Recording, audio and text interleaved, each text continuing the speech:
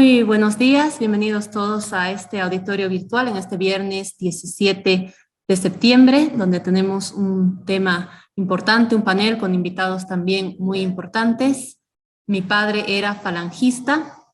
Hoy tenemos el honor de que este auditorio virtual sea conducido por Rafael Archondo, quien es licenciado en Comunicación Social, máster en Periodismo Profesional, doctora en Investigación Social con especialización en Ciencia Política.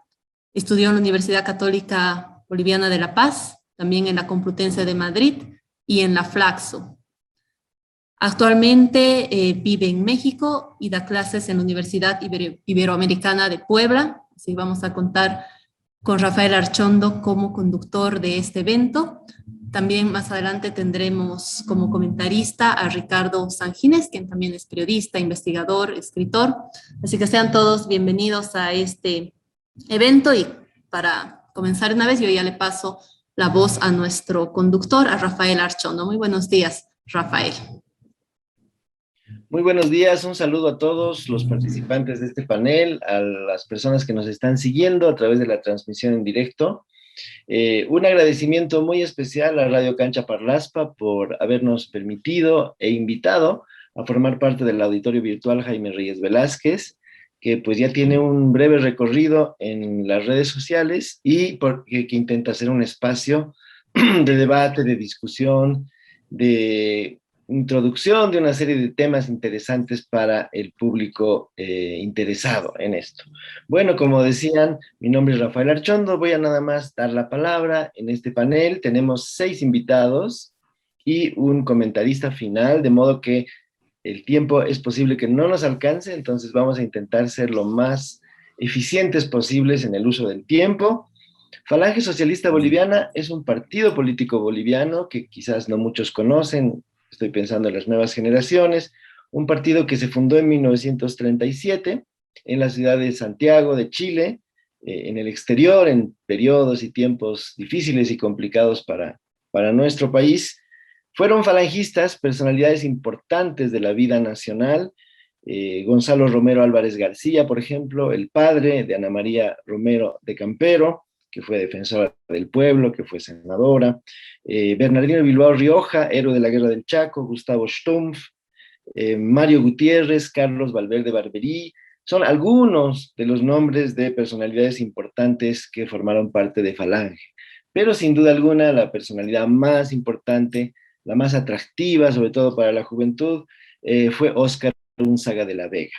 En este panel nos acompaña el biógrafo de Óscar Unzaga, Ricardo Sanginés Ávila, quien nos va a hacer el favor de hacer algunos comentarios finales después de haber seguido los comentarios y las intervenciones de nuestros panelistas invitados. Falange Socialista Boliviana pues tuvo una vida azarosa, una vida complicada como partido, fue víctima de la persecución, fue víctima de la represión política, se ensañaron cruelmente con los militantes de Falange, sobre todo en el periodo que va de 1952 a 1956, fue el periodo más duro, en el que Bolivia tuvo campos de concentración, en el que hubo efectivamente una cuota de dolor muy grande. En 1956 Falange participa de la elección, obtiene una bancada interesante con 5 diputados, y sin embargo, años después, el 59, tenemos la muerte de Óscar Unzaga en un alzamiento falangista que se produjo el 19 de abril. Varios de los panelistas que están acá recuerdan y conocen muy bien esa fecha, muy dura, muy difícil para sus familias. Muchos han considerado que Falange fue un partido fascista. Nosotros no queremos utilizar esta palabra, nosotros hemos preferido un título mucho más íntimo, mucho más familiar, más emotivo, y el título es Mi padre era falangista. Y por eso hemos convocado aquí a 6 hijos de militantes de Falange, para conocer su recuerdo, para rescatar su memoria, para poder al fin, después de tanto tiempo en Bolivia, discutir con cierta libertad sobre el tema, salir de los estigmas, salir de las interpretaciones ya de catálogo que se han ido dando alrededor de Falange, y poder de alguna manera también recuperar esa vivencia de tantos bolivianos que tuvieron efectivamente en sus padres héroes y personas comprometidas que se atrevieron a dar su vida por el país, no por el fascismo, por Bolivia. En ese sentido, bueno, como ustedes se darán cuenta, el tema es polémico y no quiero ya abarcar más minutos porque los invitados son ustedes. Solo quería hacer esta breve introducción de lo que fue Falange para efectivamente luego escuchar la palabra de nuestros panelistas. Tenemos 5 hijos de falangistas y una hija, ¿sí?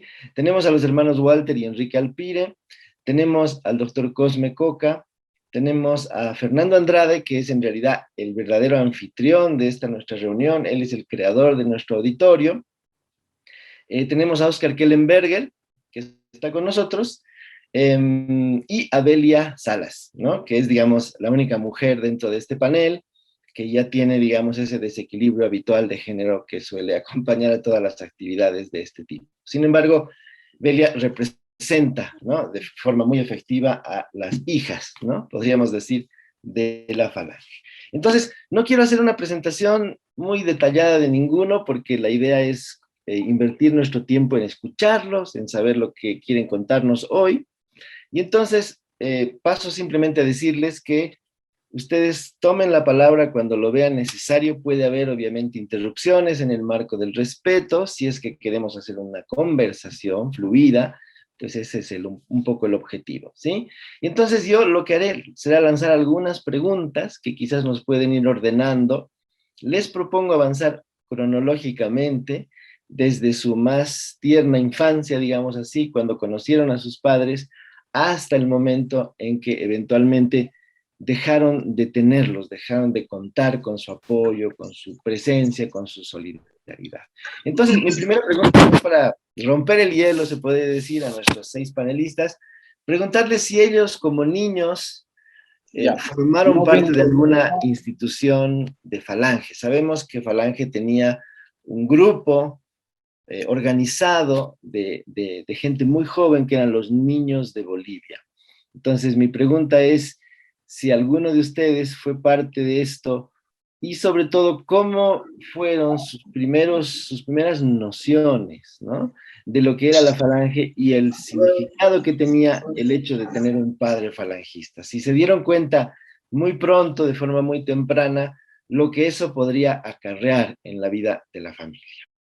¿Sí? Entonces, quien quiera hablar, por favor, adelante, de nuestros 6 invitados. No sé si Fernando, que es el gran anfitrión de Cancha Parlaspa, pueda comenzar, ¿no?, como para ir rompiendo el hielo y tratar de que esta sea una conversación muy nutritiva, pero además muy amena, ¿no?, muy entretenida. Micrófono, por favor, hay que habilitar. Me olvido de esto. Muchísimas gracias, querido Rafael. Bueno, a tus sugerencias de que yo inicie brevemente. Primero, saludar a todos los presentes, agradecer a Rafael por esta tan linda iniciativa de reunirnos. El tema mismo convoca mucho.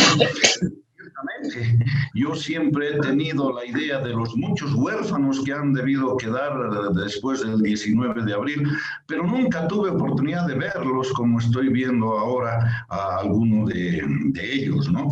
Con mis queridos amigos de la familia Alpire sí hemos tenido cierta continuidad en la relación familiar, afectiva, una alegría verlo a Walter, a Enrique, pero a los demás ciertamente es para mí hasta emocionante e impactante ver que hemos transcurrido una vida en similares circunstancias, sin padre, ¿no? Y eso nos ha afectado indudablemente de manera muy profunda.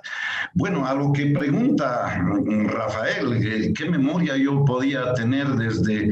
Yo tenía 5 añitos, ¿no? Actualmente tengo un nieto, mi nieto mayor tiene 5 añitos, y yo de verlo ahí corretear y jugar y reír, caramba, me impresiona, decir, yo he quedado sin papá a la misma edad que ahorita tiene mi chiquitito, ¿no? Y eso me afecta, me asusta terriblemente. Bueno, ¿y qué recuerdo tengo yo de esos momentos, de esa mi niñez? Yo tengo figuras así muy podríamos decir, impactantes, ¿no? Asemejadas a nombres, a denominativos. Por ejemplo, a mí siempre me causa malestar, impresión escuchar la palabra esta de control político, o milicianos, o Curahuara de Carangas. Eso me impresiona mucho y me trae recuerdos de algunas veces que los milicianos, las milicias armadas que tenía el MNR, irrumpieron en mi casa, ¿no? Y pues me queda ese recuerdo de ropa que sacaban y roperos que volteaban, y mi madre y mi abuelita y mi hermano arrinconados por ahí, impotentes ante una fuerza tan avasalladora.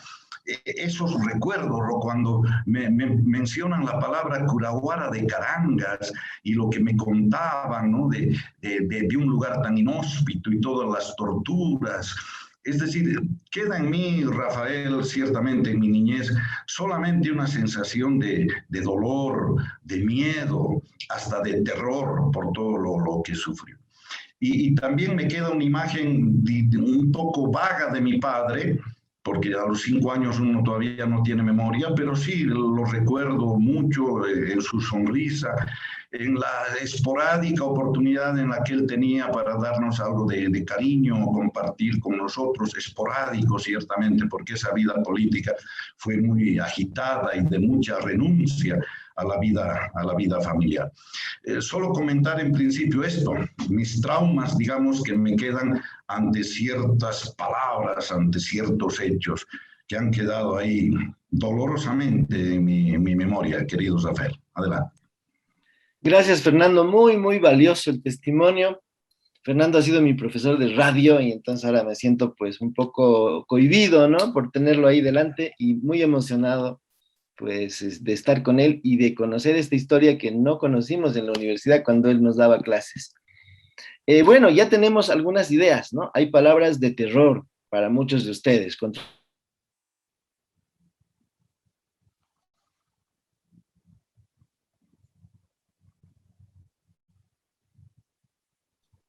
Se nos ha congelado la imagen de Rafael. Vamos a esperar a que pueda volver a conectarse. Tal vez ha habido algún problema con el internet.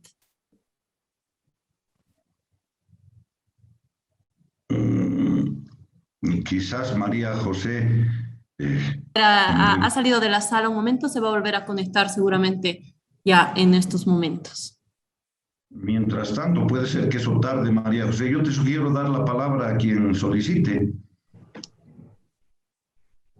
Perfecto, tal vez algún otro de nuestros invitados panelistas quiera continuar con lo que estábamos conversando, con esos primeros recuerdos que nos decía Rafael, ¿no? ¿Qué primeros recuerdos tienen ustedes de esa época, quizás de niños? Tal vez Cosme o Belia.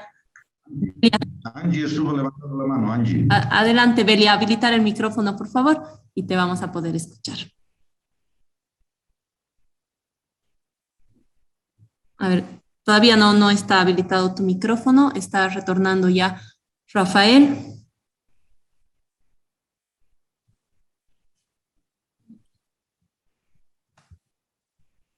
¿Sí? ¿Ahora sí? Ahora sí. Bueno, yo me llamo Belia Salas, soy hija de Mario Salas Moncalier. Yo tengo también recuerdos muy dolorosos de esa mi niñez. Yo también lo perdí a mi padre a los 7 años. Entonces tengo recuerdos muy vagos, muy vagos de él, de su persona. Pero sí tengo recuerdos posteriores, ¿no? De lo que mi madre tuvo que sufrir, de esos sentimientos de terror, de miedo, porque igual invadieron mi domicilio, la casa donde vivíamos, que era alquilada, ¿no? Era un departamentito alquilado por la zona norte de La Paz. Y ahí rebuscaron todo, nos llevaron hasta nuestra leche, nuestros víveres y muchas cosas, esos son los milicianos. O sea, tengo un recuerdo de terror. Y luego, posteriormente, mi padre tenía una joyería, tenía empleados, tenía un taller de joyería que era en la calle Genaro San Ginés, donde antes era el Cine Ebro. Los que somos paseños debemos saber que era un cine importante y era un edificio que tenía 3 patios, una casona muy grande. Y en el tercer patio tenía mi padre un taller de joyería, donde ahí almacenó mucho armamento para esta revuelta que iban a llevar a cabo, ¿no? Y ahí tenía armas, ¿no? Que quizá él con sus recursos o con los recursos de los militantes habría reunido, yo ya no sé eso, ¿no? Pero mi madre tuvo que echar al río con una empleada que teníamos, los tuvo que echar al río para no comprometerse y para no comprometer a la familia. Cada noche botaba al río Choqueapu, en la Montes había una boca de tormenta, me acuerdo que ella cargaba, cada noche no sé si llevaba 1 o 2 fusiles, porque ella quedó muy jovencita, viuda, a los 26 años ya se quedó viuda con 2 niñas pequeñas, y ella nos llevaba algunas noches, a las 11, 12 de la noche a botar ese armamento para que no la impliquen, ¿no? En eso, porque hubiéramos resultado huérfanas de padre y madre si encontraban ese armamento. Entonces, mi padre fue un hombre muy comprometido con su partido, que realmente dio todo, dio hasta su vida por sus ideas, por su ideología. Entonces, pienso que la justicia, la historia no ha hecho justicia con estas personas porque no se las reconoció como verdaderos mártires. Y bueno, sirvió para que los posteriores se hicieran acuerdos y tratos y bueno, pasó lo que pasó. Entonces, esa es mi amarga experiencia como hija de falangista, ¿no? Que no tengo un buen recuerdo de entonces mi madre jamás dejó que militemos o que hablemos. Ha sido un tabú para nosotros estar metidas en política. Yo en los años universitarios recién supe lo que era un partido político, porque mi madre era no, estaba vedada esa palabra para nosotras. Nunca se quiso mencionar que militemos o que participemos en el partido. Ese es mi testimonio. Muchas gracias, Belia. No, muy interesante. Efectivamente, la política ha debido estar prohibida, ¿no? Después del saldo sangriento, pues es muy difícil continuar, ¿no? Y entonces cualquier madre, pues, se asusta y quiere proteger a sus hijos. Eso es normal. Muy interesante la historia sobre las armas. Gracias, Belia, pues esa es la experiencia, ¿no? Ya tenemos, digamos, 2 testimonios. No sé quién de ustedes quiera seguir. Rafael, si me permites la palabra. Sí, adelante. Óscar Gutiérrez. Gracias, un saludo especial a todas las personas participantes de este foro. Una gran alegría ver a personas tan queridas de muchísimos años. La verdad es que yo tengo todavía el privilegio de contar a mi padre vivo. Él está con 87 años, bastante viejito, pero muy lúcido y todavía con ese espíritu que ha significado su lucha de toda la vida.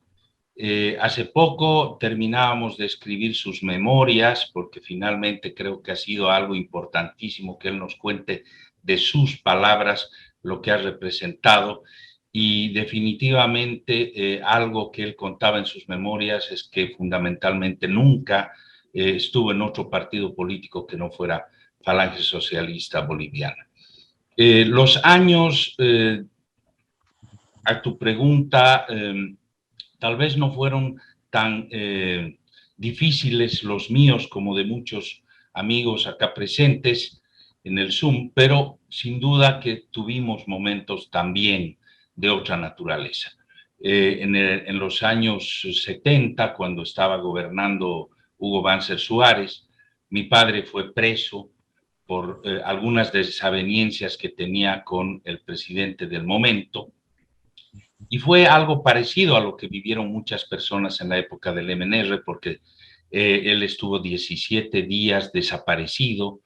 Yo tenía aproximadamente 13 o 14 años y caminamos de un lado a otro con mi madre para poder encontrarlo, porque los primeros 14 días no supimos dónde estaba.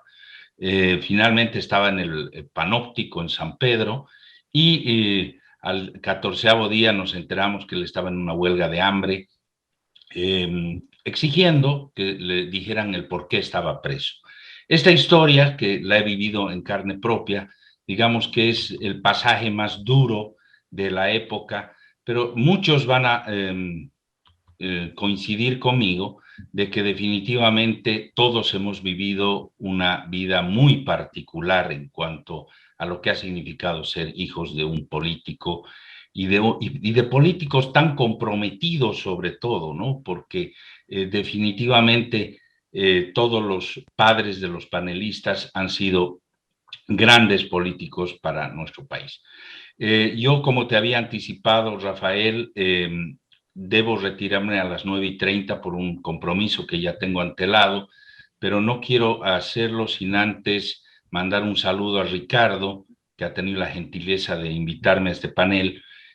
Seguramente tendremos el gusto en un futuro próximo de volver a participar en algo de esta naturaleza.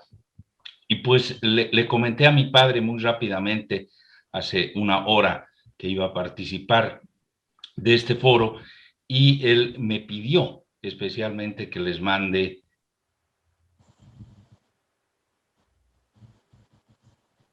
Ahí va, se fue el micrófono. A nombre de Jaime Gutiérrez III les hago llegar un cariño a todos ustedes y por supuesto el saludo especial a Rafael y a Fernando, que han tenido esta iniciativa. Les mando un abrazo y gracias por haberme dado la posibilidad de participar. Gracias, Oscar. Bueno, tenemos ahí un panelista emergente que no estaba en la lista original, pero le agradecemos por su participación. Bien, seguimos recolectando testimonios. El doctor Cosme creo que quiere hablar. Sí, adelante. me gustaría mucho hablar. Sí, directamente a la respuesta a la pregunta que tú hiciste de un comienzo, que cuál fue nuestra experiencia política cuando éramos niños, ¿no? Bueno, las historias evidentemente son como de emocionantes escuchar de cada parte, de cada familia. Cuando era niño, tenía aproximadamente 10 años y tenía algunos amigos en el barrio, especialmente uno muy íntimo que era Fedor Espinosa, cuyo padre también era falangista, pero no cayó preso, etc. Y la actividad que tuvimos cuando éramos niños, éramos camisas blancas, íbamos a escoltar a la llegada de Óscar Unzaga de la Vega. Y lo que me gustaría contarles es lo siguiente, que en esa niñez ya teníamos un sentido un sentido político, un sentido de apoyo a nuestros padres, especialmente a mi padre. Lamentablemente mi padre estaba preso político, estaba en el Panóptico cuando yo tenía 10 años, el 52. Entonces, junto con estos amigos y con este amigo en especial, hicimos en realidad algo para pintar en las paredes y salíamos en las mañanas a pintar, en las noches o muy temprano, 5 de la mañana, a pintar en las paredes FSB. Entonces ya teníamos desde esa pequeña edad, desde esa niñez, ya teníamos un sentido político, un sentido de lucha, un sentido de apoyo a nuestros padres. Mi madre, valiente, en las noches hacía transmisiones por radio. Entonces, mi niñez fue esa, apoyando a mi padre que estaba preso político y apoyando a mi madre. Lógicamente, el peligro era bastante grande, porque agarraban a cualquier niño, así sea niño, lo agarraban y lo hacían desaparecer en esa época. Entonces, mi respuesta ha sido un poco más dirigida a la pregunta de que si ya teníamos una inclinación, un sentido político en esa edad. Y sí, te digo que evidentemente teníamos, yo por lo menos tenía y sentía ese calor político y sobre todo el apoyo a mi padre y a mi madre. Eso es lo que recuerdo de la niñez, estamos hablando de la niñez. Posteriormente, bueno, lógicamente hemos ido sufriendo, como dijo Oscar, la persecución en las casas. En mi casa, por ejemplo, asaltaron 14 veces, los milicianos entraron 14 veces, entraron metiendo bala. Uno de ellos disparó a la reja de la puerta de calle y les rebotó a la rodilla y él indicaba, pues me han disparado de adentro. Y entró, pero con saña, a querer matar a todo el mundo. Pero esa historia me gustaría contarla un poco más tarde, porque me imagino que otros panelistas tienen la respuesta a eso de qué sentido político tuvimos de niños referente a la falange. Gracias, doctor. Nos lo imaginamos a los 10 años pintando paredes, ¿no? Mientras los otros niños estaban pintando en el kinder, no sé, arbolitos, casitas, usted escribiendo FSB en las paredes. Bueno, no sé si don Oscar tiene algo que decirnos, tal vez Enrique, tal vez Walter, para que podamos ir completando nuestra lista, por favor.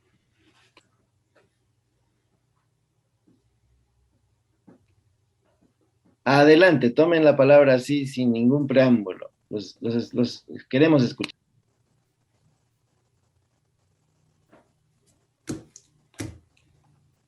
Bueno, parece que no hay más experiencias de la niñez, ¿no?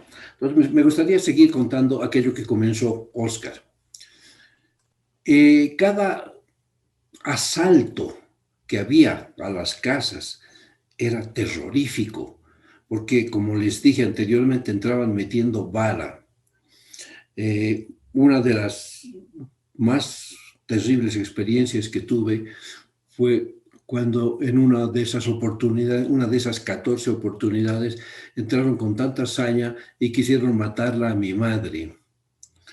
Era muy valiente, realmente valiente, y dijo, aquí estoy, mátenme, pero no van a tocar a mis hijos.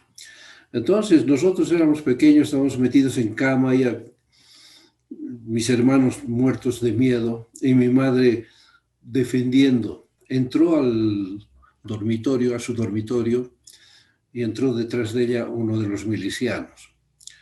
Entonces, disparó a un espejo luna que tenía, de esos redondos, disparó al espejo. A una radio verde que tenía grande también le disparó y se escuchaba el retumbar de las balas dentro de la casa, ¿no? Y yo metido en mi cama, y delante mío un miliciano con una ametralladora apuntándome, ¿no? Y tenía 10 años, no me podía mover. Hubiera podido hacerlo, pero estaba con un hombre apuntándome con su ametralladora. Entonces escuché ahí que mi madre dijo, mátenme. Y parece, según lo que contó mi madre, el hombre le apuntó y no salió el disparo. Bueno, entonces sacaron muchas cosas al jardín, empezaron a botar y querían quemar. Bueno, eso se disipó un poco y se fueron para volver en otra oportunidad y en otra oportunidad, como les dije, 14 veces.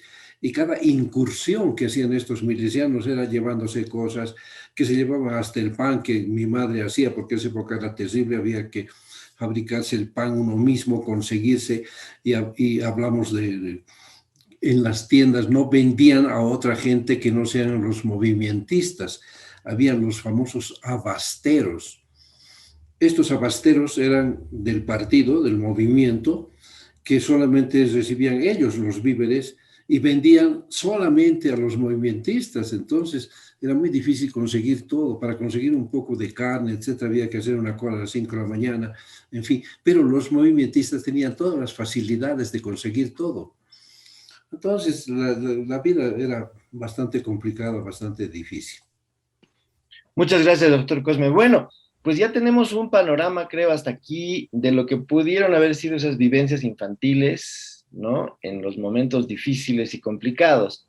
No sé si sobre estos aspectos hay algún otro testimonio. Tenemos en realidad 34 participantes en nuestra lista y pues tenemos también, ahí veo, debe ser la hija de Gustavo Stumpf, ¿no? Le vamos a dar, por supuesto, la palabra. Adelante, Angie, un gusto conocerte y escuchar. Rafael, disculpa la intromisión.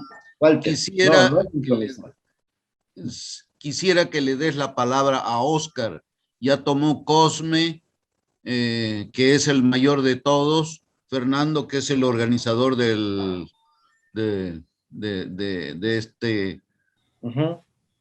programa, como vos dijiste. Quisiera que Oscar, y como ya habló Belia, quisiera que Oscar hable, por favor. Pues tengo entendido que Oscar ya habló, no sé si lo escuchaste. Oscar Gutiérrez, ¿verdad? No, Oscar Kellenberger. Oscar. Bueno, entonces vamos así. Oscar y luego Angie, por favor. Adelante, Oscar. Adelante. Bueno, una satisfacción enorme encontrarme en esta reunión por muchos motivos, prestigio periodístico de quienes la dirigen y la parte altamente afectiva que tengo al encontrar personalidades que han vivido como yo ese proceso de violencia política que nunca parece acabarse en Bolivia, en Latinoamérica y en el mundo. Pero bueno, voy a retrotraerme a aquel tiempo donde yo tenía 8 años, ahora tengo 70 por cierto. Más fuerte, Oscar, más fuerte. Vamos a ser más fuerte. ¿Me escuchan? Hola. Sí, te escucha, tío. Perfectamente. Bueno, voy a hacer una gráfica de lo que recuerdo de aquel día.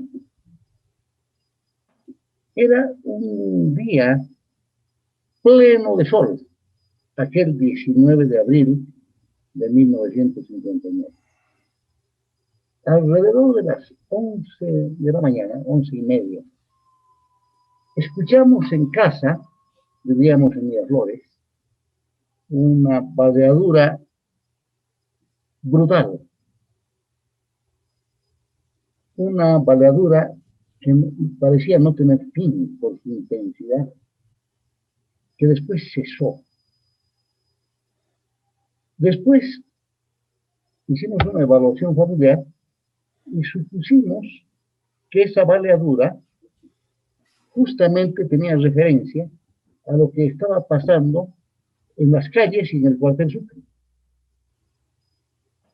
Fue realmente trágico, no puedo olvidar aquel momento. En la familia teníamos, como seguramente han pasado todos los panelistas, una zozobra. No sabíamos qué podía ocurrir. No teníamos, obviamente, también por la edad, demasiada información, porque obviamente estos manejos políticos no llegaban pues a los niños, que teníamos que tener respeto por las decisiones de la familia.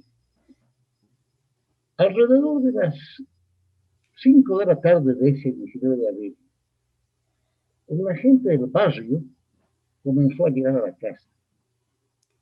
Y una tía mía, prima de mi padre, muy preocupada por lo que podía haber ocurrido en la familia. Casos como este, ¿no? Ella tenía un hermano que debió haber entrado ese día del golpe de Perú.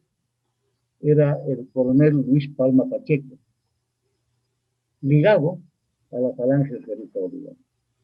Pero lo extraño era que ya la información que salió de los muertos y los heridos registraba a Víctor Kellenberger, que era hermano de mi padre, también comprometido con la Falange Socialista Boliviana, como uno de los posibles fallecidos, y no a Carlos.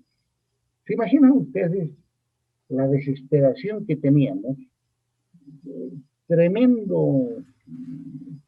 zozobra familiar, porque no sabíamos exactamente, y esto a través de la tía, si el que había caído era Víctor, que podía haber llegado de la Argentina, en su calidad de desplegado para dirigir el golpe, o era mi padre.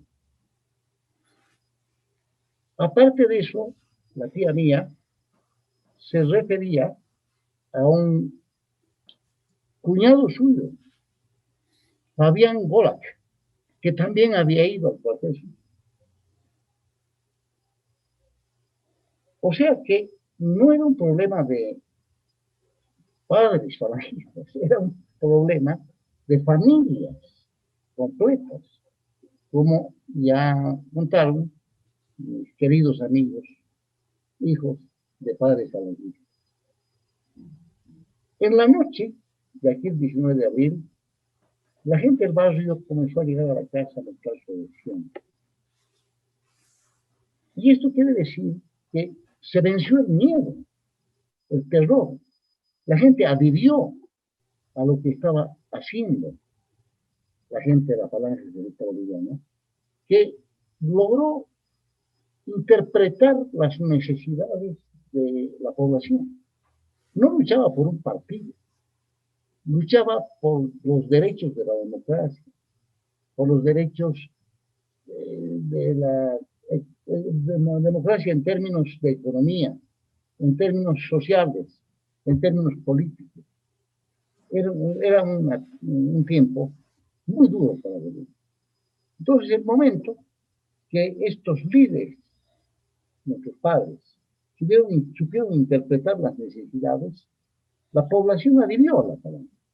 Había gente que no era precisamente inscrita en el partido, pero adhería al sentimiento de Unza de la Vega, Óscar Unza de la Vega, y los dirigentes que manejaban los intereses del país, los intereses nacionales, los intereses de cambio. Hay algo que quisiera remarcar. No se hablaba mucho de padres falangistas, se hablaba de familias completas comprometidas con la causa. Y estas familias, como dijeron acá, lo dijo el doctor Cosme, activaban inclusive de niños, porque veían algo muy importante, y que lo quiero señalar en términos no precisamente políticos, sino emotivos. Si ustedes se fijan, quienes actuaron, por ejemplo, en el 19 de abril, quienes actuaron en la lucha por reivindicar la democracia en Bolivia, no vivían de la política. Eran profesionales, eran empresarios, era gente que tenía su actividad, pero su patriotismo los llevó a mostrar una actividad en pro de Bolivia, y como decía el eslogan falangista, por Bolivia. Y para terminar, quiero señalar algo que seguramente les ha de llamar la atención también a quienes están aquí presentes. La mayor parte de los dirigentes que cayeron el 19 de abril estuvieron también en campos de concentración. Más o menos una cosa lógica y humana es que después de semejante castigo, nadie hubiera querido saber nunca más de volverse a inmiscuir en asuntos políticos. Sin embargo, y lo voy a decir con nombres y apellidos de quienes tengo referencia, hablamos de don Cosme Coca Jiménez, don Walter Alquiere Blanco, hablamos de Fidel Andrade, de Gavillo, que no terminaron de salir del campo de concentración y nuevamente, camarada Salas también, se ocuparon de seguir la lucha hasta terminar en el aciago día del 19 de abril de 1959. Esto es para no creer, es una convicción que tenía esa gente de liberar el país, de amor por su país, que se convierte casi en un poema épico. Tal cual señalaba Unzaga de la Vega en sus lineamientos. Para terminar, debemos decir que Unzaga fue un político poeta, o un poeta político, que le puso amor al país e hizo que gente del nivel del que estamos hablando se inmiscuya en una causa que no era de un partido, sino del país. Gracias. Gracias, don Oscar. Muy interesante, muy interesante. Justamente 3 de los hijos de esos que usted menciona, esos persistentes, que saliendo del campo de concentración todavía se involucraron el 19 de abril, pues están aquí con nosotros, ¿no?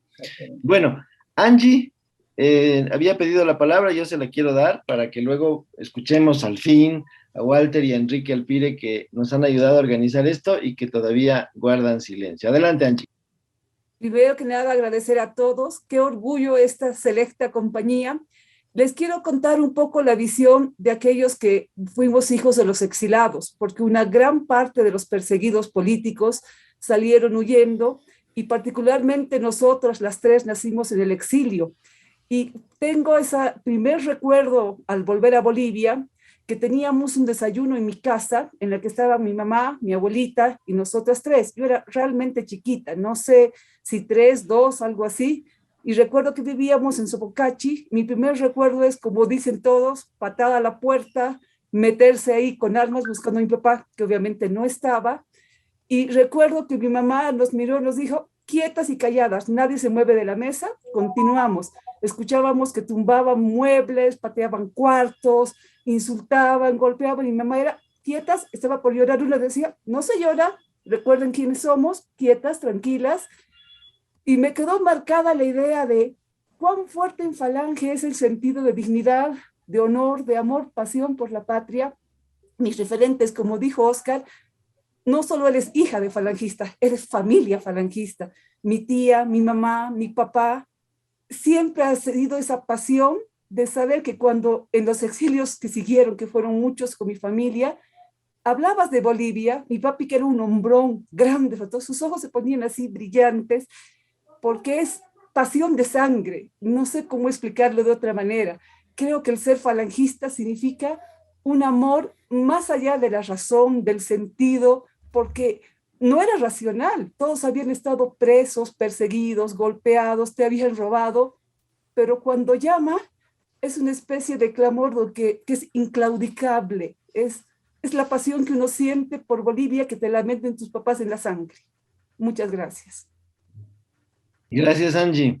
Bueno, muy emocionante. Todo lo que ustedes están contando, pues está siendo registrado y está quedando un poco en la interrelación de esos recuerdos, porque no es contar solamente algo que uno ha vivido, sino escuchar también los otros testimonios, ¿sí? Bien, Walter, no sé si ya quieres hablar ahora. Bien. Sí. Perfecto, muy amable, Rafael. En primer lugar, deseo agradecerte enorme, profundamente, por tomar en cuenta a la Falange. Después de tantos años, tiene 84 años de fundada, y bueno, como vos dijiste al comienzo, ya las juventudes, los jóvenes no conocen de este partido, pero te agradecemos infinitamente por darle vigencia, porque esto es darle vigencia. También, entonces, agradezco a Nanito Andrade, con quien hemos vivido, la familia de él y la mía, después del 59, vivimos juntos, como 1 año y medio, una cosa así, en la casa de mi mamá, a manera de ayudarnos mutuamente, porque quedamos pues totalmente desamparados, ¿no? Entonces va un saludo cordial, fraterno para Cosme, Osquitar, Kellenberg, Belia, con quien he tenido mucho contacto para el libro que estoy escribiendo. Les comento, en realidad ahora en octubre entra en prensa, y este libro es una investigación profunda sobre el cuartel Sucre, y también hay un perfil de todos los que murieron en el cuartel Sucre. Todo lo que me dieron los herederos está ahí. Hay de algunos que no se puede saber porque eran gente del pueblo, no se puede saber. Lo que decía Belia, por ejemplo, yo lo considero milagroso. ¿Qué cosa considero milagroso? Que los movimentistas no hubieran detectado el negocio de joyería que tenía su papá. Para mí es un milagro, porque hubiera sido lo primero que hubieran asaltado por las joyas, el oro, las piedras preciosas, ¿no? Entonces, realmente a mí me parece asombroso eso, ¿no? Y cómo su mamá tuvo que deshacerse de los fusiles casi de uno en uno cada noche, botándolo al río Choqueyapu, ¿no? Increíble. Con Nanito, como dije, vivimos juntos con su hermano mayor, Lucho, que murió hace unos 12 años. Lucho, los dos, Fernando y Lucho, Nano, altotes como su padre, impresionante, gran jugador de básquet, un hombre sencillísimo. Yo no lo conocí personalmente, realmente, ni tampoco a los otros falangistas. Al papá de Oscar no lo conocí, ni de Cosme, ni de Belia, ninguno de los que murió, porque yo tenía 7 años, pues, ¿no? Entonces era por eso. Pero eso sí, eran muy familiares. Cuando murieron nuestros padres, que en el caso mío yo tenía 7 años, Enrique, mi hermano, quedó de 5 meses, yo realmente no sabía qué había pasado. Sabía que mi papá se había muerto, pero realmente no evaluaba el grado de la tragedia que eso significaba. Todo el mundo en la casa, pues en la casa de mi abuela, por ejemplo, la casa de mi abuela el año 56 la asaltaron y la quemaron. Cuando fui con mi mamá, yo tenía 5 años, no pisábamos el suelo, pisábamos vidrios, puro vidrios, porque destrozaron los vidrios. En ese asalto, quien comandaba el grupo que tomaron por asalto la casa de mi abuela en la Valliviana y Colón era Lidia Gayler, la Barzola. La mandaron a ella para que no digan que eran unos abusivos y que esto, que el otro, pero vinieron Barzolas a la cabeza de Lidia Gayler. Increíble. Bueno, entonces, Belia, por ejemplo, su hermanita menor, casi de la misma edad de Enrique, murió el año pasado, lamentablemente, por eso no está aquí. Eran solo 2 hijas. Así que quiero saludar antes a todos, a Ricardo Sanginés, que ha escrito ese libro tan hermoso, La voz de los inocentes, básicamente la biografía de Únzaga, pero toca todos los aspectos de la falange. Es un libro grandioso. Te agradecemos muchísimo, Ricardo, por ese libro tan bueno que escribiste, ¿no? Y saludo también, por ejemplo, aquí está mi primo hermano Pablo Alpire, que ya él nació después de que mi papá murió. Varios hermanos, ¿no? Está un compañero de colegio aquí, Pablo Scarpelli también, ¿no? Está mi hijo, Walter Alpire Pinto, Guap, ¿no? Y mi otra hija ya salió porque tenía que trabajar. Entonces, otra vez, gracias, Rafael Archondo, por esta oportunidad que nos das de conversar sobre estos temas. Bueno, yo quería comentar lo siguiente. Cuando murió mi papá, claro, fue una tragedia, etcétera, etcétera. En realidad, poco se puede imaginar lo que pasó en cada familia si falta la cabeza de familia, que es el que trae el alimento, el sustento, etcétera. Pero bueno, todo el mundo hablaba de mi papá y yo decía, bueno, claro, deben estar hablando pues porque ya está muerto, ¿no? Porque aquí, él allá.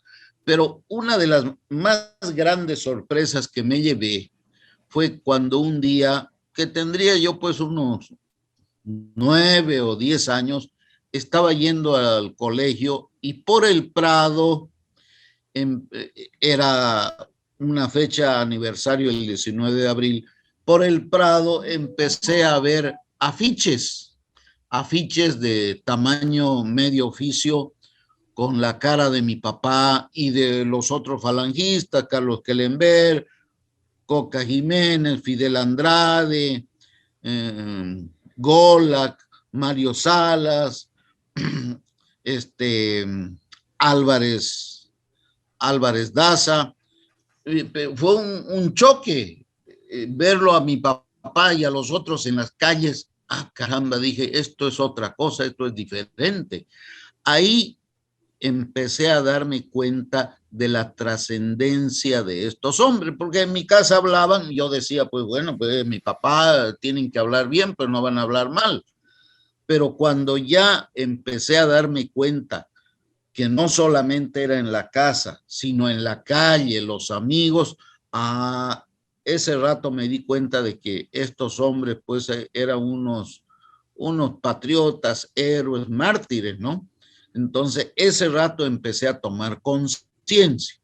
Y bueno, esa vez que asaltaron la casa de mi abuela, por ejemplo, que fue el año 56, y como ustedes bien cuentan, mi papá estuvo en Curahuara de Carangas 2 años y medio. Estuvo todo el 54, todo el 55, parte del 56. Salió el 56, se produjo la Marcha del Hambre que comenta con tanta maestría Ricardo Sanginés, y esa Marcha del Hambre dio lugar al avión que tomaron los falangistas del Salto a Salta. ¿Por qué? Porque ustedes mismos lo acaban de decir, muchos de los que estaban en el avión ya habían estado en los campos de concentración y ellos dijeron, primero muertos antes que llegara la paz. Sabían lo que les esperaba. Entonces, esa es una de las causas, como ustedes dicen, que cuerudos, ¿no? Presos, campo de concentración, Palos, Huasca, pero seguían ellos firmes con sus ideales, ¿no? Entonces, aquí, por ejemplo, el año 58, cuando se produjo la masacre de Terevinto, mi papá estaba acá, en Santa Cruz, porque yo vivo en Santa Cruz. Entonces, yo no sabía eso.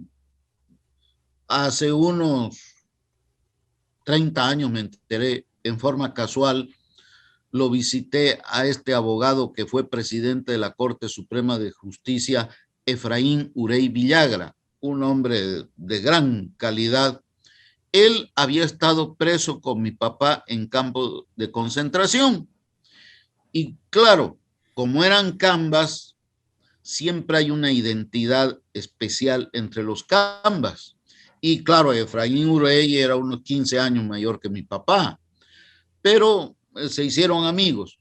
Resulta que cuando Terevinto, el 58, mi papá estaba aquí, como les dije, entonces tuvieron que salir escapando y mi papá estaba en la camioneta junto con Efraín Urey que se iba a Terevinto, que después tomaron los campesinos esa propiedad y los mataron. Entonces Efraín Urey le dijo, Walter le dijo, yo tengo una propiedad por aquí, en la carretera antigua a Cochabamba. Vámonos a mi propiedad y así charlamos, conversamos, etc. Perfecto, le dijo. Pues. Entonces Efraín Urey se lo llevó a mi papá a su propiedad. Más tarde, uno de sus peones le avisó a Efraín Urey lo que había ocurrido en Terevinto. Entonces me dijo a mí don Efraín Urey, ese rato le conté a Walter y le dije, tenés que irte. No podés quedarte aquí porque no van a tardar en saber que estás aquí. Entonces ensillé 2 caballos, salimos hasta la carretera y su papá Walter Alpir me dijo, se fue en el primer camión que encontró ahí sobre la carga. Entonces, el año 58 se salvó de morir mi padre aquí en Terevinto. Miren cómo es la cosa, increíble. En fin, entonces eso es lo que puedo comentarles. Ya todo el mundo sabe de los falangistas, su entrega, su heroísmo, su convicción, ¿no? Eran gente de otro talante que cultivaba la ideología, no los intereses, ¿no? Después de salir de los campos de concentración el año 56, la Marcha del Hambre, por la Marcha del Hambre mi papá se fue a Buenos Aires con el papá de Angie, estaban en el mismo avión, se asilaron en la embajada argentina y el 15 de octubre o 14 o 16 puede ser, no me acuerdo bien la fecha, llegaron a Buenos Aires. Ahí estaba el papá y la mamá de Angie, estaban los dos. Estaba también esta señora Fernández, que era la madre de Jorge y Carlos Núñez del Prado. Carlos Núñez del Prado es el que trabajó con el MAS cuando murió ese que le decían el viejo, él. Jorge vive aquí en Santa Cruz también. Después estuvieron, ¿quiénes más estuvieron? Bueno, pero se fueron exilados en octubre del 56 a la Argentina. Todo el 57 y parte del 58 estuvo mi papá en Buenos Aires. El 58 ya vino y recaló en Santa Cruz y ya después se fue a La Paz, ¿no? Él era muy movedizo, sumamente. También en forma casual me contaron que había estado un congreso de economistas en Potosí. Me lo contó un señor que era mayor que mi papá, riberalteño casualmente, que era del Partido Comunista. Pero él me contó mucha cosa de él.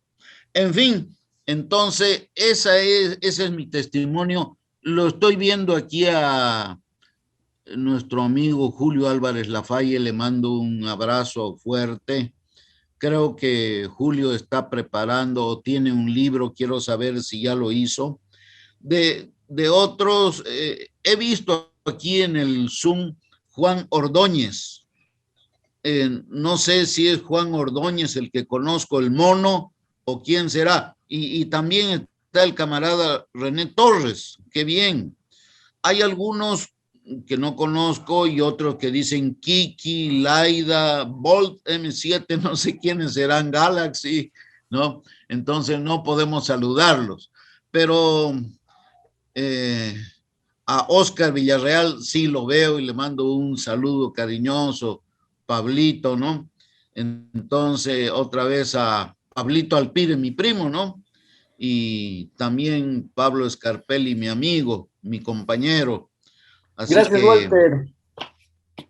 Listo. Eso sería lo que puedo comentar, Rafael. Te agradezco nuevamente el espacio que le das, sobre todo a la Falange, porque eso es lo importante para nosotros, el espacio que se le da a la Falange, el reconocimiento que se le hace. Eso sería todo. Rafael, una cosita. Muchas gracias. Sí. He cantado hasta las 10:15 más o menos, pero no hay problema si nos extendemos un poco, ¿no? Por todas las participaciones tan importantes. También va a ser muy importante el comentario de Ricardo Sanginés, así que les pido que no tengamos esa tensión con el tiempo, ¿no? Adelante, Rafael. Muchas gracias, muy buena noticia. Yo justo iba a decirles que ya tenemos que ir cerrando, pero con lo que nos acaba de decir María René, pues entonces tenemos más holgura para poder seguir conversando. Han salido datos muy, muy interesantes. Ricardo Sanginés ya le falta mano para anotar todo lo que están ustedes contando. No sé si ya para completar nuestra lista de panelistas podemos escuchar a Enrique, para que los alpires ya estén completos, ¿no? Ya no falte nadie de esa familia tan importante.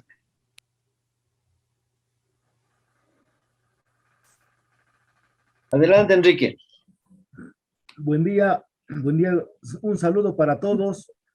Y gracias, gracias Rafael, felicitarte a ti y a Nano, a Nanito Andrade por la organización de este foro. Realmente es una ocasión especial, bonita para encontrarnos con personas a quienes conocemos, con quienes hemos compartido en algunas ocasiones, y otras personas que, bueno, las veo por primera vez. Te reitero el agradecimiento, Rafa, y lo mismo a Nanito. En el caso de Nano, periódicamente yo siempre me comunico con su mamá, con la tía Maggie. Aquí en la familia le guardamos muchísimo cariño, es nuestra tía, o sea, es nuestra madre, en reemplazo a mi madre, ¿no? Que ha fallecido. Entonces, tía Maggie para nosotros es pues nuestra segunda madre, y eso es lo que yo le expreso a tía Maggie cada vez que yo converso con ella, ¿no? Ella nunca deja de llamarme, por ejemplo, en mi cumpleaños, siempre se acuerda. Y esto les comento como parte de estas expresiones humanas que nos aproximan y nos relacionan como hijos de falangistas, ¿no? Entonces, como decía Walter, con la familia Andrade hemos tenido un nexo muy fuerte y que lo mantenemos hasta el día de hoy, con esta anécdota que yo les comento de este vínculo así tan fuerte, tan humano, tan maternal y fraternal que tengo con la señora Maggie, ¿no? Gracias, Kike, muchas gracias. Un saludo a Angie también. Yo la he conocido de jovencita, Angie, a sus hermanas, a Cristina. Con Cristina he sido más amiga y los visitaba ahí en Sopocachi, en el departamento en el que vivía. Y bueno, así con los demás, a Belia, que he tenido el gusto de conocerla. Su hermana ha sido compañera mía en la facultad, en la universidad. Y en fin, un saludo a todos los demás, a doctor Cosme Coca, que alguna vez me ha atendido también, gratuitamente además.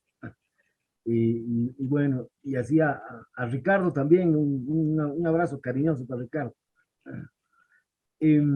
Bueno, ya se ha dicho todo un poco, todos compartimos la misma impresión, la misma sensación de lo que ha representado ser hijo de falangista y más aún ser hijo de falangista mártir, ¿no?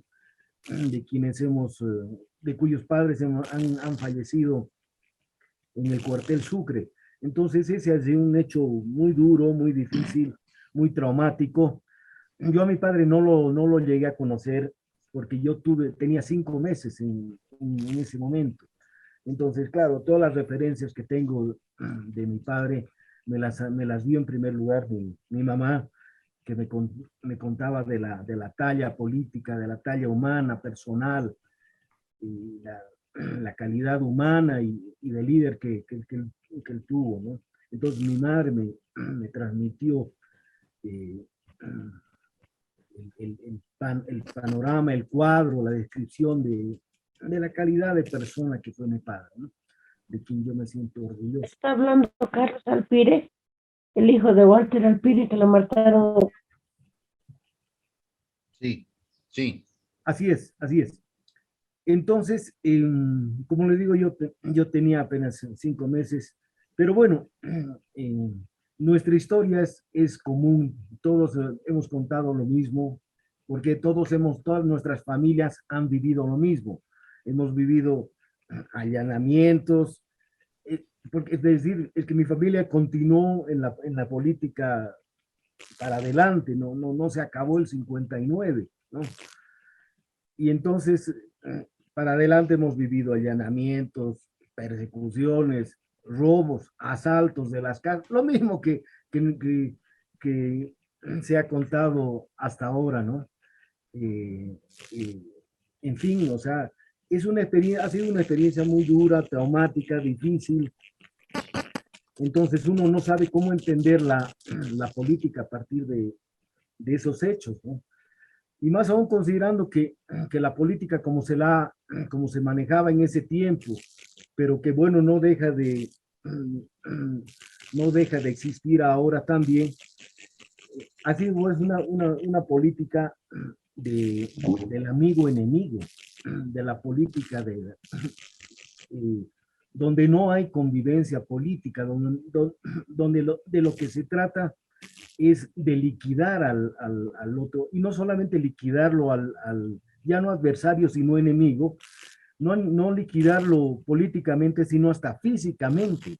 Y esa es la política que se ha aplicado durante muchos años en el país, y ese periodo del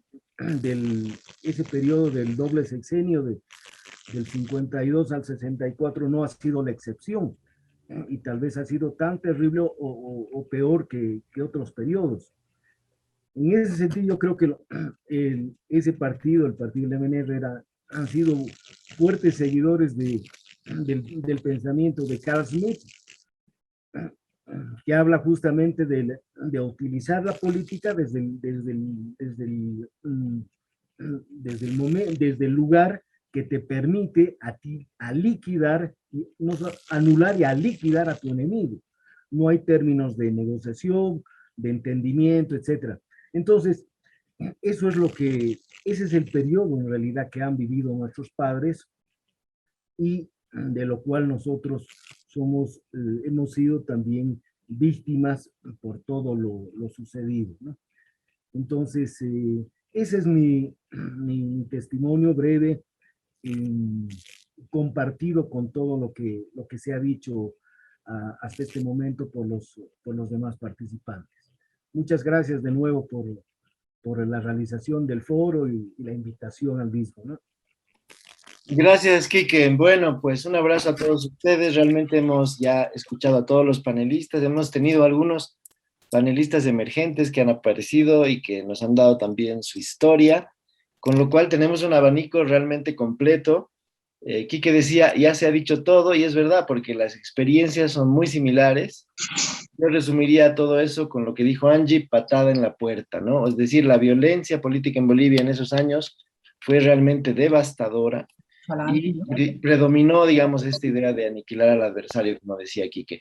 No sé si alguien de los panelistas, ¿no? Les concedo sobre todo a ellos la posibilidad, quisiera comentar brevemente algo de lo que he escuchado para complementar antes de escuchar a Ricardo Sanginés. No sé si, Nano, quisieras completar un poco lo que contaste para poder tener, ahora que tenemos un poquito más de tiempo, tampoco nos vamos a extender mucho más de lo normal, porque hay obligaciones, hay una vida que continuar, ¿no? Pero quizás, no sé si, Fernando, quisieras decir algo para ir cerrando un poco ya nuestro coloquio. Sí, añadir y confesar desde el fondo de mi ser que estoy sumamente emocionado de escuchar todo lo que aquí se ha dicho, de ver esos rostros de huérfanos que hemos tenido una vida sin el padre, la referencia que se hace a las viudas. Pero además esa mi emoción se multiplica al sentir ahora aquí la presencia de mi padre y de todos aquellos. Yo estoy sintiendo la presencia de mi padre y lo estoy admirando más de lo que siempre lo he admirado, porque él fue parte de esa generación primera de los falangistas idealistas, comprometidos profundamente con su país, con el amor al país, con la libertad, con la justicia social. Y por eso es que cuando surgen así algunas conceptualizaciones quizás ya muy selladas, ¿no? Como decir que la falange, que extrema derecha, que fascismo, no es justo, sobre todo con la primera época de la Falange, ¿no? Con el pensamiento de Óscar Únzaga de la Vega, que aquí se ha dicho algo muy, muy lindo, que me lo he anotado, ¿no? Que un poeta, y que hizo un vínculo del amor con la política, de la política con el amor. Eso es algo realmente emocionante, impactante. Y ciertamente fue así la Falange y ese primer grupo durante aquella primera época, ¿no? Después habrá que hablar de otros momentos, ¿no? Esa etapa del MNR, los años 50, cuando ya la Falange tuvo que afrontar directamente esa misión de oposición, ¿no? Que en algunos casos tal vez ya los empezó a alejar un poco de aquellos ideales, de aquellos grandes ideales. Y posteriormente una tercera etapa, ¿no? Donde ya la Falange como partido pues se involucró en muchos vericuetos y desvíos y desarticulaciones tal vez con esos primeros ideales. Esa es otra historia, ¿no? Yo lo que quiero rescatar, y por eso mi emoción ahora, a esa primera generación en torno a Únzaga, a esos ideales, a ese profundo amor a la patria, aquello que también a mí se me había pasado por alto ciertamente, ¿no? La persistencia, ¿no? Sí, cómo después de todo lo que han sufrido persistieron, sabiendo de que sus vidas estaban en riesgo, pero es que ese es el amor a los ideales, ¿no? Y eso es lo que se está perdiendo hoy en la política, lamentablemente, esa política pragmática, instrumentalista, interesada, con la cabeza siempre gacha, y no mirar los horizontes, que eso es lo que queremos rescatar de esa primera generación de falangistas. Quería compartir con ustedes esa emoción profunda que siento ahora, y me alegra tanto que mi hija, María José, esté escuchando todo esto y que pues sepa quién fue su abuelo y su grupo de camaradas que murieron ese trágico 19 de abril del 59, que ojalá sirva como para decir que la democracia que tenemos que construir es absolutamente contradictoria con cualquier tipo de violencia, ¿no? Nosotros somos víctimas de la violencia política de este país y no quisiéramos que esta experiencia la vivan las nuevas generaciones. Ojalá podamos construir una democracia realmente sólida y muy lejos de la política y de la barbarie que hoy hemos recordado. Eso de mi parte, querido Rafael, queridos asistentes. Quizás ya no voy a tener tiempo para despedirme, pero un abrazo para todos ustedes. Muchísimas gracias. Gracias, Fernando. Muy interesante lo que acabas de resumir de alguna manera. Creo que eso nos ayuda a pasar a la tercera fase de nuestro coloquio, que es escuchar a Ricardo Sanginés Ávila. Él ha tomado apuntes, ha estado escuchando todo lo que ustedes han dicho. Como ustedes ya lo dijeron, él ha escrito La voz de los inocentes, que es la biografía en 2 tomos de Óscar Únzaga de la Vega.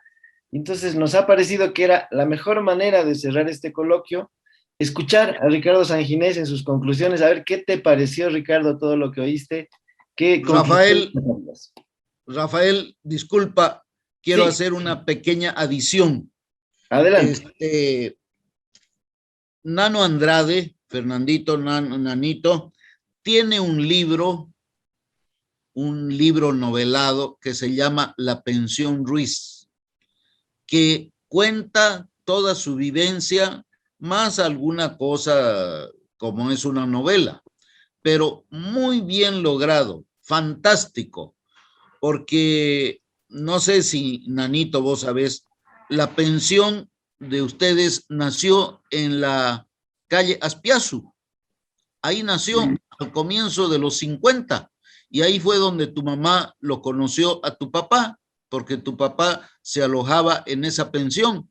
Más allá, 2 cuadras, vivía Paz Estensoro. Parecía una cosa de no creerlo, pero era así. Entonces, Nano en ese libro, La Pensión Ruiz, logra una simbiosis entre la realidad y la ficción, muy bien logrado. Sería muy interesante sobre todo que Rafael y Ricardo conozcan este libro. Me parece muy interesante. Otra cosa que quería adicionar a lo que dijo mi hermano, que la mamá de Nano, la señora Maggie, también a mí me llama en mi cumpleaños. No es mi mamá, pero ella me llama. Así que es como si fuera una madre. Después les quiero contar esto. En la última gestión del MNR, que terminó el 2003, ustedes saben, con la escapada de Goni Sánchez, el propio movimentista Edil Sandoval Morón le propuso a un diputado falangista que estaba ahí como falangista, pero en las filas de ADN, Luis Maiser Ardaya, que ahorita es el jefe de la Falange, tiene 93 años, le propuso indemnizar a los deudos de los fallecidos en el cuartel Sucre. Entonces Luis Maiser le dijo, no, le dijo, porque si indemnizamos a ellos, tenemos que indemnizar también a todos los falangistas que murieron, no solamente en el cuartel Sucre, sino en otras revoluciones, en otros conatos, o murieron por las palizas, ¿no?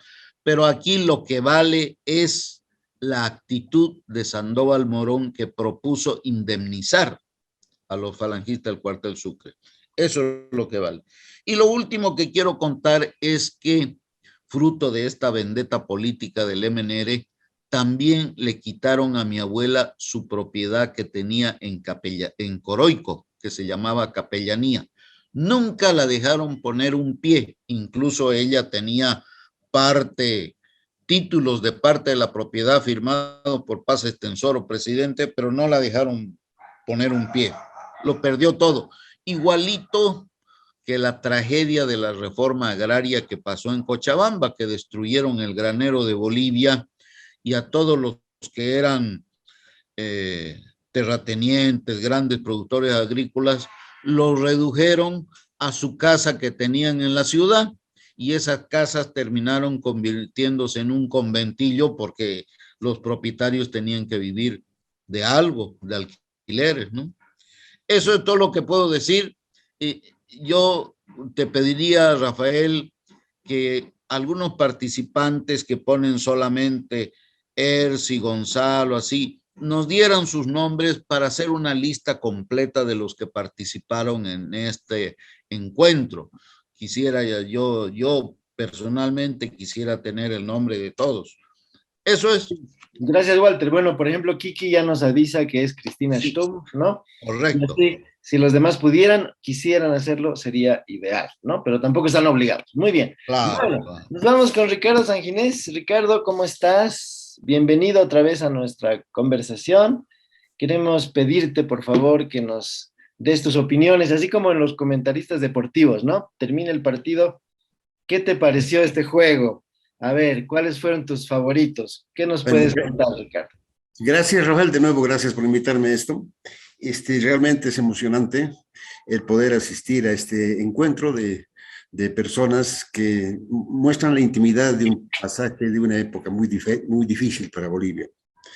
Yo quisiera comenzar por algo que dijo Fernando Andrade al mencionar a su nieta, a María José. Creo que María José tiene el derecho de vivir una vida distinta a la que es la vida de nuestra historia por la complicación política. Celebro mucho la presencia de Belia Solís, de Angie Stumpf. Todas ellas me hacen recuerdo de una mujer a quien yo no conocí, pero cuya memoria venero, como muchos falangistas, aunque yo no lo he sido en realidad, que es doña Rebeca, la madre de Únzaga, una mujer que ha marcado positivamente a generaciones de bolivianos, enseñándoles esto, el valor de la familia, el valor del temor a Dios, de la decencia. Siempre los falangistas han dicho que la decencia es algo que viene de lejos, que se recibe en la primera leche materna. Y eso es lo que ha marcado a los falangistas, y lo estoy volviendo a comprobar esta mañana. Creo que lo que acabamos de escuchar es de nuevo la comprobación de que la clase media boliviana de todas partes del mundo es la eterna víctima de todas las revoluciones. y que los falangistas tuvieron esta extraña dignidad de la pasión por la libertad. Evidentemente, los primeros falangistas no eran políticos profesionales, eran gente de la academia, eran gentes que tenían sus negocios, su forma de vida, que habían estudiado, que habían hecho su existencia familiar sin tener que recurrir a las truculencias de la política. Y se enfrentaron a un proceso revolucionario, de pronto justo, de pronto necesario en un momento en Bolivia, pero que, como todos los procesos revolucionarios, tienen un solo gran defecto: que dejan a la clase media desguarnecida, que dejan a la mejor gente que tiene un país a expensas de esto que es la extrema y atroz crueldad de las clases subalternas. Aquellos que entran a patadas y que apuntan a niños y que matan gente y se roban todo lo que ven. En ese momento, en los años 50, en los 60, en los 70, en los 80 y hoy mismo, son los subalternos, los violentos, que actúan en nombre de otros personajes para llenarse los bolsillos y aprovecharse de las circunstancias. Y eso es lo que tienen de malo las revoluciones.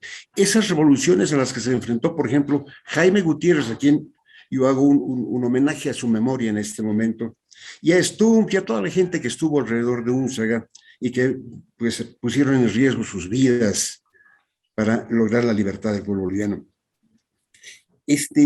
Habrá que decir que el MNR, el gran enemigo mencionado en esta mañana de la Falange, en realidad partió siendo un primo hermano de él. Tenían las mismas ideas, querían reemplazar a un antiguo sistema de políticos profesionales que gobernaron este país durante mucho tiempo, digamos desde el origen del siglo XX. Y tenían que reemplazarlo después de la Guerra del Chaco y tenían que hacerlo después de la Segunda Guerra Mundial, con sus propias ideas que entroncaron más o menos con esto que se llamaba el socialismo nacionalista o alguna cosa así, el MNR y la Falange. Y se pelearon, se bifurcaron en el momento de la victoria el 9 de abril del 52 y luego se convirtieron en pugnaces adversarios, de tal manera que perdieron vidas, encerraron gente. Según los datos que tiene este libro, Únzaga, la voz de los inocentes, en todos esos años salieron del país o estuvieron en cárceles más de 3.000 falangistas, arruinando negocios, relaciones, familias enteras. Algo terrible, nunca antes visto. No hubo asesinatos en masa como en otras circunstancias, pero sin embargo el dolor que se hizo, que llegó a inclusive a estos días, como lo estamos viendo esta mañana, fue algo terrible que ojalá no se vuelva a repetir nunca más. Yo quiero decir algo a propósito de Únzaga, el jefe de ellos. Evidentemente, Únzaga fundó la Falange en Santiago de Chile el 38 y lo hizo pensando en aquello que había pensado también en su tiempo Santo Tomás de Aquino. Era una versión política de hacer política desde la misión del catolicismo, del cristianismo. O sea, era una misión política no para matar a nadie, ni para desplazar a una clase o una etnia, sino para un conjunto, un reencuentro de todo el mundo. Eso era la Falange. En algún momento, Franz Tamayo, que es uno de los hombres más connotados en la historia del país, pide entrevistarse con Únzaga allá en 1950 más o menos, y lo recibe con estas palabras a propósito de la juventud. Le dice: don Oscar, es para mí un gusto recibirlo y entrevistarme con usted, porque me dicen que usted lo sigue los jóvenes, y los jóvenes son como aquel cervatillo que sabe dónde está el agua clara. Eso era Únzaga para los jóvenes. Un hombre, una respuesta política fresca que sabía dónde estaba el agua clara, sin mezcla, sin mancha. O sea, su propósito en la vida como político era esa: favorecer al país, integrar al país, juntar al país y no poner a unos contra otros, como luego hemos visto y lo seguimos viendo en este momento.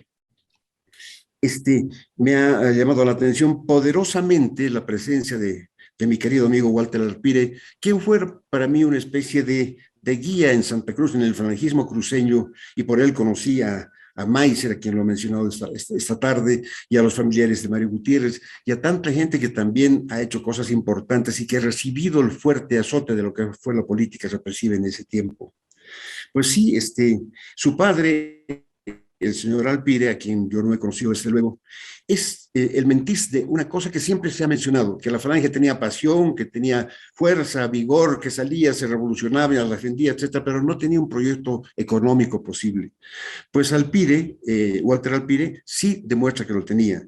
Y es que a Únzaga y a los falangistas les toca hacer política desde el Parlamento y desde las calles, en un momento especialísimo de la historia del país, cuando el país empieza a ser blanco de una pugna entre intereses brasileños y argentinos por el petróleo boliviano que supuestamente había debajo de nuestra corteza terrestre, sin saber todos de que no era petróleo sino era gas.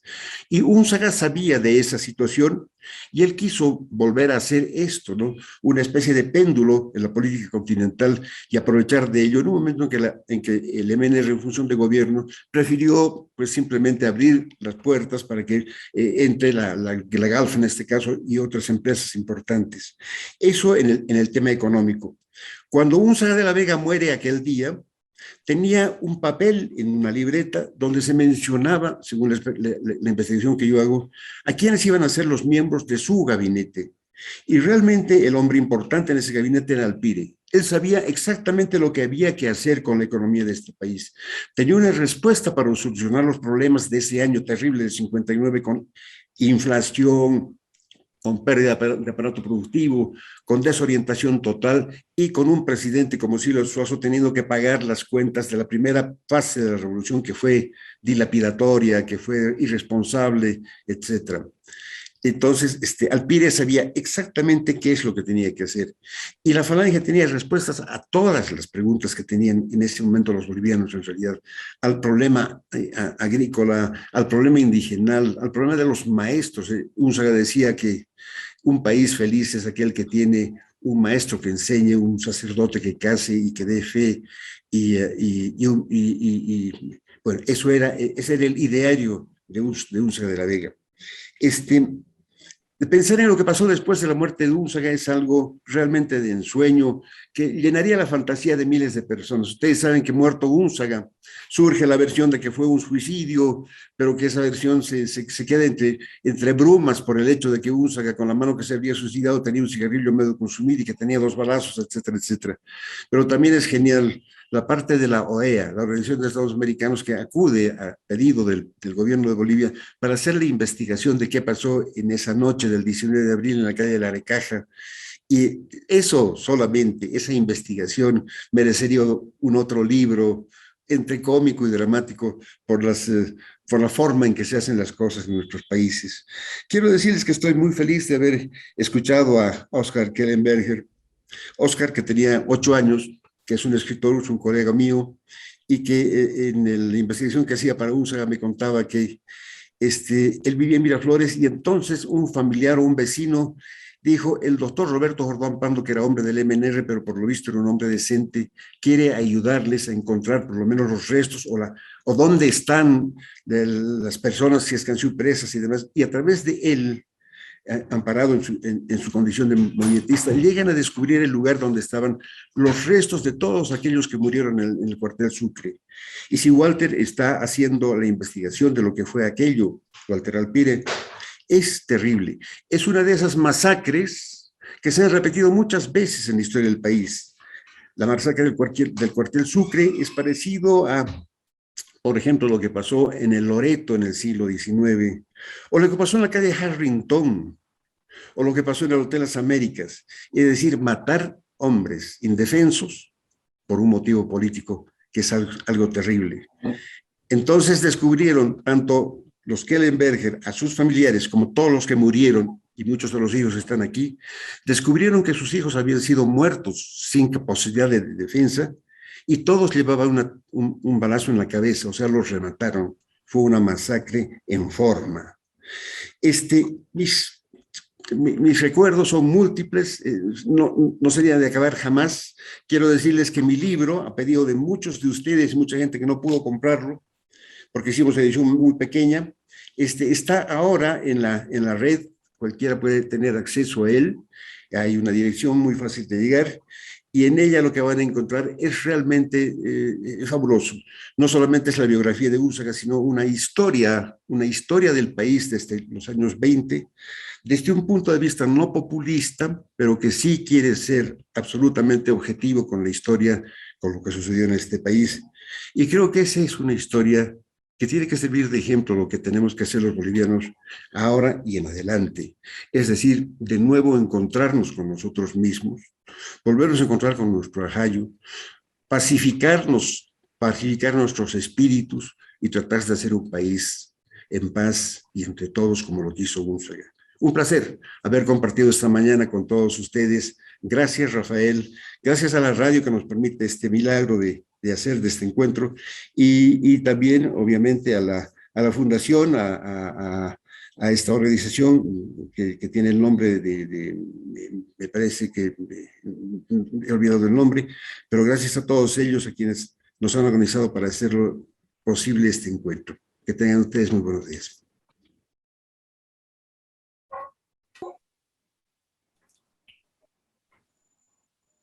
Hay que habilitar el micrófono, Rafael. Bueno, mil perdones. Muchas gracias, Ricardo, por tus palabras, por el resumen que nos has regalado. Yo les agradezco a todos nuestros panelistas, a los que aparecieron sin haber sido programados. Gracias por participar, por entregar su testimonio. En el chat también se ha desarrollado un pequeño debate sobre algunos temas interesantes, sobre todo si se puede o no resarcir a las víctimas. Bueno, hay muchos temas que han quedado obviamente en el tintero. No hemos agotado para nada el tema. Están los libros, está el libro de Fernando Andrade, está el libro de Ricardo Sanginés, está el libro que ya entrará en imprenta de Walter Arpire. Es decir, el tema no está para nada agotado, hay muchas promesas todavía para seguir completando esta historia.